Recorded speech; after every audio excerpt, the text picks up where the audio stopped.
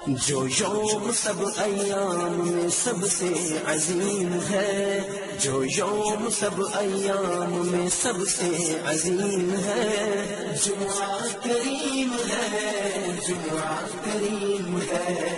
الحمدللہ وکفی والصلاة والسلام علی سید الرسل وخاتم الانبیاء، اما بعد فاعوذ باللہ من الشیطان الرجیم، بسم اللہ الرحمن الرحیم، والذین هم لأماناتهم وعهدهم راعون، صدق اللہ مولانا العظیم۔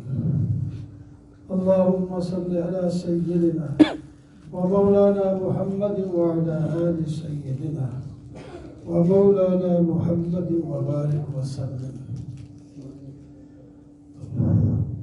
محترم و معزز سامعین، بزرگوں، دوستوں، عزیزوں، ایک دفعہ حضور سیدنا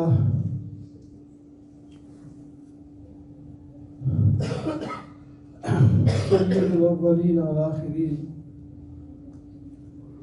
وضو فرما رہے تھے۔ صحابہ کرام وہ پانی جو وضو کا اعضاء مبارکہ سے گر رہا تھا اس کو اپنے ہاتھوں میں لیتے اور اپنے بدن پر ملتے تھے، کپڑوں پہ ملتے، بدن پہ ملتے، منہ پہ ملتے۔ آپ صلی اللہ علیہ وسلم نے فرمایا، ایسا کیوں کرتے ہو؟ پانی کیوں ملتے ہو وضو کا؟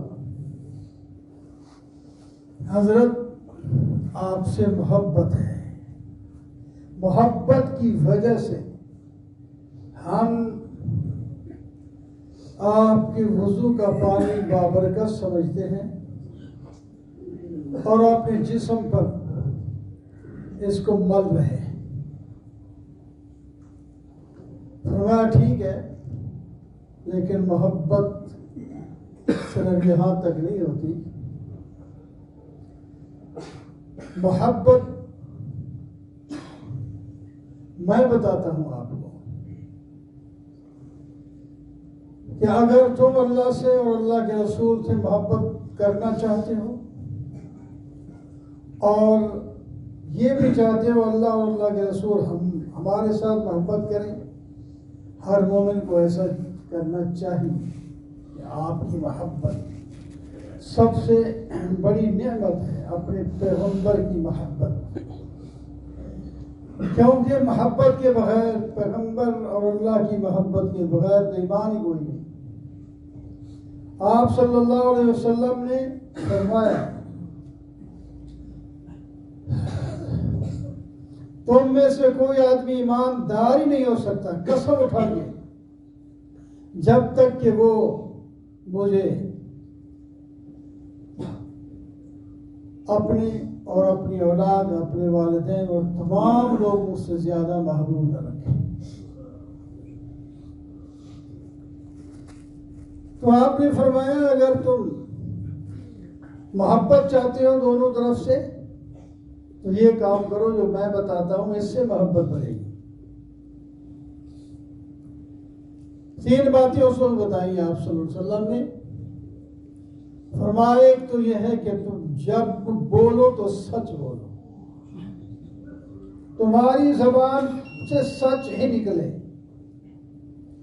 مومن کو سچا ہی ہونا چاہیے، چاہے کچھ ہو جائے، گواہی ہو تو سچی، فیصلہ ہو تو سچا، بات ہو تو سچی، خبر ہو تو سچی، کچھ بھی ہو۔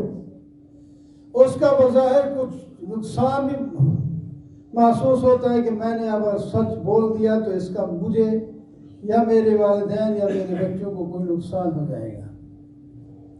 بے شک ہو جائے، وقتی طور پر کوئی بات نہیں، لیکن اس کا نتیجہ اچھا نکلے گا۔ سچ بولنا ایک، اللہ اکبر۔ اور دوسری بات، امانت، امین بن کے رہنا ہے۔ تمہارے پاس جو امانت ہو اس امانت کو حوالے کر دینا ہے، ادا کر دینا ہے، کوئی بھی چیز تھوڑی ہو یا زیادہ ہو۔ امانت، 2-3 جمعے سے امانت کے بارے میں بات ہو رہی ہے۔ امانت کا دائرہ بڑا وسیع ہے، پورا دین۔ لا ایمان لمن لا امانت لہ، اس کا ایمان ہی نہیں جس میں امانت نہیں۔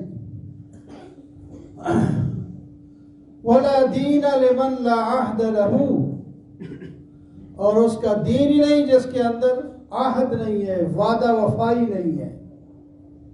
آپ نے پکی نفی کر دی۔